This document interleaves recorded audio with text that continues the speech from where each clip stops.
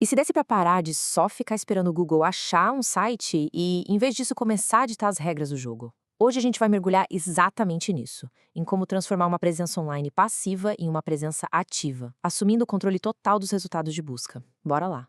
Sabe aquela sensação de que o negócio está invisível na internet? Essa é uma das frustrações mais comuns.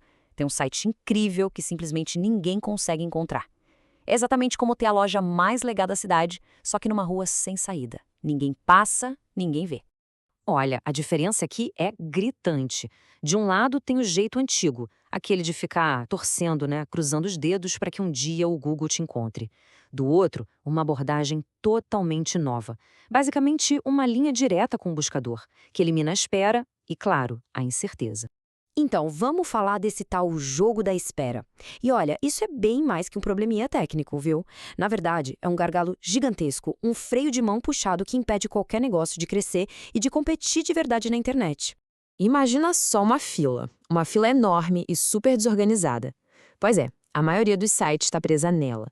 Aquele conteúdo novo, a atualização importante, a oferta do momento, tudo pode ficar ali, parado, sabe-se lá por quanto tempo. E a gente sabe, né? No mundo dos negócios, tempo é dinheiro, literalmente. Mas e se desse para furar essa fila? A resposta está numa mudança de chave, de mentalidade. A gente não está mais falando de otimização passiva, de ficar esperando. A gente está falando de governança ativa. E o que é isso? É tratar os ativos digitais com a mesmíssima seriedade que os ativos físicos da empresa. Tá, mas o que é essa tal de governança na prática? É basicamente ter uma plataforma, um lugar só, para centralizar o controle de tudo. E o mais importante, acelerar o jeito que o Google enxerga e classifica as propriedades online. É, no fim das contas, tomar as rédeas da situação. E essa governança toda se quebra em objetivos bem claros, bem práticos. Primeiro, automatizar a indexação, para ganhar velocidade. Segundo, centralizar a gestão, para organizar a casa. Terceiro, dominar as buscas locais, que é onde o resultado aparece de verdade. E o resultado disso tudo junto? Uma barreira competitiva, uma vantagem que fica difícil para os outros alcançarem. Ok, a ideia é ótima, a filosofia é poderosa. Mas como é que isso funciona na prática, né? Como a mágica acontece? Bora dar uma olhada debaixo do capô para entender a tecnologia por trás que faz esse motor todo gerar. A primeira peça desse quebra-cabeça é a tal da API do Google Search Console. Pensa nela como se fosse um telefone vermelho, sabe? Uma linha direta com o Google. Em vez de ficar esperando o robozinho do Google bater na porta, a gente simplesmente avisa: "Ô Google, tem coisa nova e importante aqui, dá uma olhada." O resultado? A indexação acontece quase que na hora. A segunda peça do motor é a inteligência de conteúdo. Em vez de jogar um texto gigante e genérico para o Google, o sistema é esperto. Ele quebra o conteúdo em pedacinhos, os chamados chunks semânticos. Pensa que cada pedacinho desses é uma resposta direta para uma pergunta que alguém pode fazer na busca. Isso deixa o conteúdo super relevante, mastigadinho para o Google entender e mostrar para quem precisa. E para fechar, a terceira peça é a que amarra todo com o mundo real. É a sincronização de entidades, ou NER. Ela funciona como se fosse o GPS do sistema. Ela não fala para o Google só o que a empresa faz, mas também onde ela faz e para quem aquilo é importante naquela região específica. E isso, gente, é o segredo para dominar as buscas locais. Beleza. Com essa tecnologia toda trabalhando junto, a forma de enxergar um site muda da água para o vinho.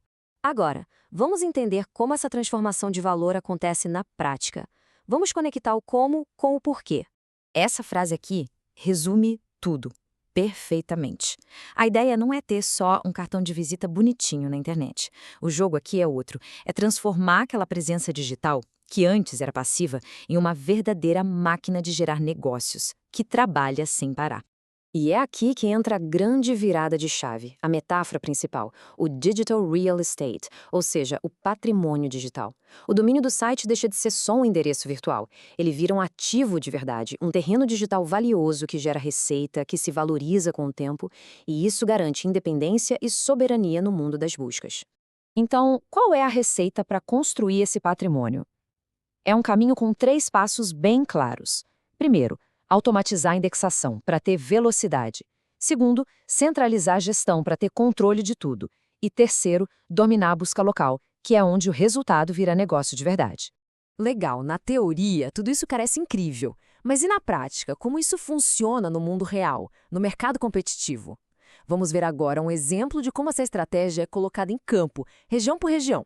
E olha, a visão aqui não é pequena, não. O Brasil inteiro é tratado como um grande tabuleiro estratégico. Cada região é uma peça, uma oportunidade para construir e fortalecer esses ativos digitais. A ideia é criar uma verdadeira rede de domínio por todo o país. Dá uma olhada em como a estratégia se adapta. Não é uma receita de bolo. Em São Paulo, por exemplo, o foco é total em indústria, tecnologia, logística. O objetivo ali é claro: dominar as buscas B2B no maior centro econômico do país. Agora, quando a gente vai para Minas Gerais, o jogo muda. O foco vai para saúde, engenharia, buscando criar polos de autoridade e confiança. Ou seja, é uma estratégia feita sob medida para cada mercado. Então, no fim das contas, qual é o objetivo de toda essa engenharia?